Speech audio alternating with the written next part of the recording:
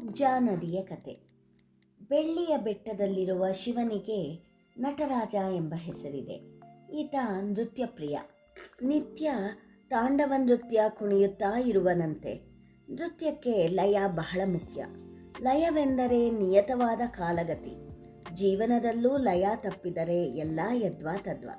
ಏಕೆಂದರೆ ನಾವೆಲ್ಲರೂ ಯಾವುದೋ ಕಾಣದ ಶಕ್ತಿ ಕುಣಿಸುವ ಸೂತ್ರದ ಗೊಂಬೆಗಳು. ಆ ಶಕ್ತಿ ಶಿವನೆಂದು ನಮ್ಮಲ್ಲಿ ಅನೇಕರ ನಂಬಿಕೆ.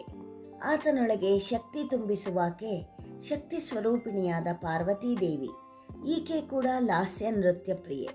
ಇವಳು ಪ್ರಕೃತಿ, ಶಿವನು ಪುರುಷ.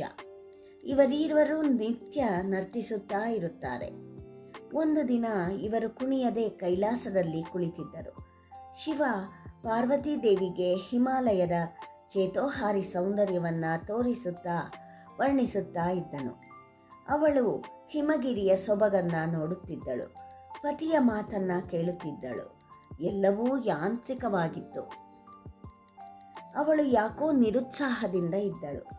ಜಾಣ ಶಿವ ಪತ್ನಿಯ ಮುಖದ ಭಾವರೇಖೆಗಳನ್ನು ನೋಡಿ ಅವಳಲ್ಲಿ ಉಲ್ಲಾಸವಿಲ್ಲವೆಂದು ತಿಳಿದುಕೊಂಡನು. ಯಾವುದೋ ಬಯಕೆ ಅವಳನ್ನು ಕಾಡುತ್ತಿದೆ ಎಂದು ತಿಳಿಯಲು ಆತನಿಗೆ ಹೆಚ್ಚು ಹೊತ್ತು ಬೇಕಾಗಲಿಲ್ಲ.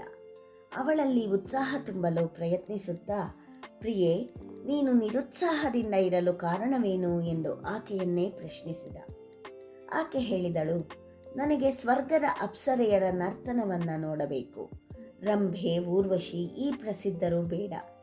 ಪ್ರಸಿದ್ಧಿಯ ಮುಖ್ಯ ವಾಹಿನಿಯಲ್ಲಿ ಇಲ್ಲದ ಅನೇಕ ಪ್ರತಿಭಾವಂತರು ಕಲಾಲೋಕದಲ್ಲಿ ಇರುತ್ತಾರೆ. ಪ್ರತಿಭೆ ಇದ್ದು ಪ್ರಸಿದ್ಧಿ ಇಲ್ಲದ ಕಲಾವಿದೆಯೋರ್ವಳ ನಾಟ್ಯವನ್ನು ನನಗೆ ನೋಡಬೇಕು ಎಂದಳು. ಗಿರಿಜಾದೇವಿಯ ಮಾತು ಕೇಳಿ ಶಂಕರನು ಸ್ವರ್ಗಲೋಕಕ್ಕೆ ದೂತನನ್ನ ಅಟ್ಟಿದನು. ಪಾರ್ವತೀ ದೇವಿಯ ಅಪೇಕ್ಷೆಯಂತೆ ಓರ್ವ ನಾಟ್ಯಗಾತಿಯನ್ನ ಕಳುಹಿಸಿಕೊಡಬೇಕೆಂದು ಆದೇಶಿಸಿದನು. ಚಾರಕನು ಶಿವನ ಸಂದೇಶವನ್ನ ಇಂದ್ರನಿಗೆ ತಿಳಿಹಿದನು. ತಕ್ಷಣ ದೇವೇಂದ್ರ ಪಿಂಗಳೆ ಎಂಬ ಅಪ್ಸರೆಯನ್ನ ಕೈಲಾಸಕ್ಕೆ ಕಳುಹಿಸಿಕೊಟ್ಟನು. ಕೈಲಾಸ ಸೇರಿದ ಪಿಂಗಳೆ ಕೆಲವು ದಿನ ಅಲ್ಲೇ ಇದ್ದಳು. ನಿತ್ಯ ನರ್ತನ ಸೇವೆಯಿಂದ ಪಾರ್ವತೀ ದೇವಿಯನ್ನ ಸಂತಸಪಡಿಸುತ್ತಿದ್ದಳು. ವಿವಿಧ ಭಂಗಿಗಳಿಂದ, ವೈವಿಧ್ಯಮಯ ನೃತ್ಯಗಳಿಂದ, ವಿನೂತನ ಪ್ರಯೋಗಗಳಿಂದ ಆಕೆ ಪಾರ್ವತೀ ದೇವಿಯನ್ನ ಸಂತೃಪ್ತಿಪಡಿಸುತ್ತಿದ್ದಳು. ಪಿಂಗಳೆಯ ಪ್ರತಿಭಾ ವಿಲಾಸಕ್ಕೆ ಸ್ವತಃ ನಾಟ್ಯ ವಿದುಷಿಯಾಗಿರುವ ಗಿರಿಜಾದೇವಿ ತಲೆದೂಗಿದಳು. ನಿತ್ಯವೂ ನರ್ತನ ಸೇವೆ ನಡೆಯುತ್ತಿತ್ತು. ಒಂದು ದಿನ ಶಿವನು ಸ್ವರ್ಗದ ಎಲ್ಲ ಅಪ್ಸರೆಯರನ್ನ ಕರೆಸಿ ನಾಟ್ಯ ಹಬ್ಬ ನಡೆಸಿದನು. ರಂಭೆ, ಊರ್ವಶಿ, ಮೇನಕೆ ಮೊದಲಾದ ಅಪ್ಸರೆಯರು, ತುಂಬುರು, ನಾರದ, ಚಿತ್ರಸೇನ ಮೊದಲಾದ ಸಂಗೀತಗಾರರು ಕೈಲಾಸದಲ್ಲಿ ನೆರೆದರು. ಮೂರು ಲೋಕದ ಪ್ರಜ್ಞಾವಂತ ಸಹೃದಯಿ ಪ್ರೇಕ್ಷಕರೆಲ್ಲರೂ ನಾಟ್ಯೋತ್ಸವ ನೋಡಲು ಕೈಲಾಸಕ್ಕೆ ಬಂದಿದ್ದರು. ಕಾರ್ಯಕ್ರಮ ಪ್ರಾರಂಭವಾಯಿತು. ಸ್ವರ್ಗಲೋಕದ ಸುಂದರಿಯರು ತಮ್ಮ ಪ್ರತಿಭೆ, ಪರಿಶ್ರಮಗಳಿಂದ ಅಭೂತಪೂರ್ವ ಪ್ರದರ್ಶನ ನೀಡಿದರು. ಪಿಂಗಳೆ ಮಾತ್ರ ಹೊತ್ತಿಗೆ ಸರಿಯಾಗಿ ರಂಗವೇರಲೇ ಇಲ್ಲ. ತಡವಾಗಿ ಬಂದ ಪಿಂಗಳೆಯನ್ನು ಕಂಡ ಶಿವ, ನೀನು ಸಮಯ ಪ್ರಜ್ಞೆ ಇಲ್ಲದ ಅಶಿಸ್ತಿನ ಕಲಾವಿದೆ ಎಂದು ಬೈದ. ಆಕೆಗೆ ಸಿಟ್ಟು ಬಂತು. ಅಶಿಸ್ತಿನವಳು ನಾನಲ್ಲ, ನೀನು. ಸರಿಯಾಗಿ ಬಟ್ಟೆಯನ್ನು ಧರಿಸದ, ತಲೆ ಬಾಚಿಕೊಳ್ಳದ, ಹುಚ್ಚರಂತೆ ತಿರುಗುವ ಗೊರವ ನೀನು. ನನ್ನ ಅಶಿಸ್ತಿನ ಬಗ್ಗೆ ಹೇಳುವೆಯಾ ಎಂದು ಎದುರುತ್ತರಿಸಿದಳು.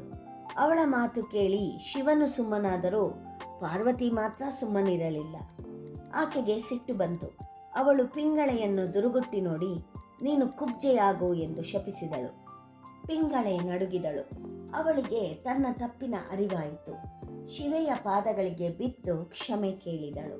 ಪ್ರಸನ್ನಳಾದ ಆಕೆ, ನೀನು ಕುಬ್ಜೆಯಾಗಿ ಭೂಲೋಕದಲ್ಲಿ ಹುಟ್ಟು, ಭವಿಷ್ಯದಲ್ಲಿ ಶ್ರೀಕೃಷ್ಣನ ಅನುಗ್ರಹದಿಂದ ನಿನ್ನ ಕುಬ್ಜತನವು ನೀಗುತ್ತದೆ. ಅನಂತರ ನೀನು ನದಿಯಾಗಿ ಸಹ್ಯಾದ್ರಿಯಲ್ಲಿ ಹುಟ್ಟಿ ಹರಿಯಬೇಕು ಎಂದು ಅನುಗ್ರಹ ಮಾಡಿದಳು. ಪಾರ್ವತಿಯ ಮಾತು ನಿಜವಾಯಿತು. ಆಕೆ ಕುಬ್ಜಾ ನದಿಯಾದಳು.